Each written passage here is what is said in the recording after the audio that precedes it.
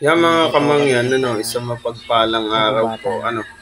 Ito po yung isa kong Ngayon, kaibigan na Mutya Hunter na yung sobrang ito pong liit tao na ito ay pamangkin ni walang mata, Ding Rabino. Ano, libon. Tapos kanina hindi dito, ay naghunting po siya nakakalog sa at may bato ito sa nga po ulo. yung nakita niya, yung napakaliit na nyog. Laman ng nyog. Kumbaga, bao talaga yan. Nakagitik ang kanyang Kumbaga, pagkakaroon. laman talaga ng nyog Talagang yan. batong laman. Mahirap pang paniwalaan, May dalawang pero batong siguro laman. kaloob talaga sa kanya na makikita niya yan. Ang kagandahan po niyan mga kamangyan, yan Nakita po ko ay kumakalog. Na sabi pa nga niya sa video niya, ay parang mga bato yung laman sa loob. Pero yung pagtataka natin dyan mga kamangyan, kahit ako napapakamot ako, sobrang liit niya. Hindi naman po yan yung nyog na nyug-nyugan na may maliliit na mata. Yung kanya kasing nakita, wala talagang mata.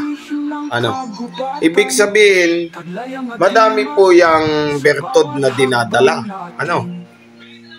Isa sa napakagandang regalo sa kanya ngayong mahal na araw yung nakita niyang yan.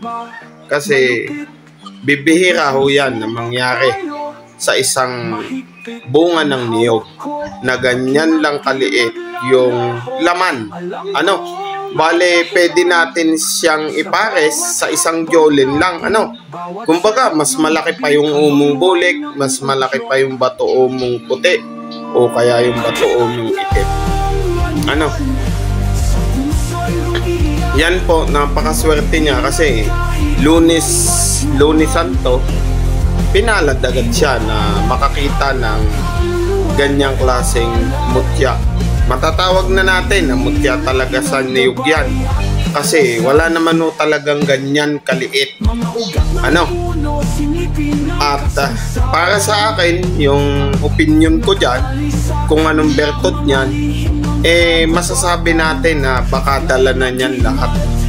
Kumbaga sa swerte, pangontra, depensa, o etc. Kahit ako nung makita ko, napakamot ako, mayroon palang ganito kaliit lang na niyog. At napakaswerte niya. Malimit ko talaga magkita yon. Kumbaga, siguro malapit talaga sa kanyang mutya.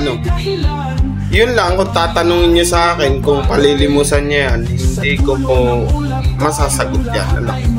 Siguro, tanungin na din muna natin siya. Pero kung ako yung makakakita niyan, hindi ko po palilimusan yan. Kumbaga, pansarili ko ng gamit yan. Kasi siguro kahit isang hektaryan nyugan, wala kang makikita na ganyan lang kaliit ang laman. Kumbaga, pinalad siya na makita niya yan. Yan, mapagpalang gabi po sa lahat at abang-abang tayo sa Biyernes Santo, yung sinabi ko na ipamamahal. Salamat po sa lahat.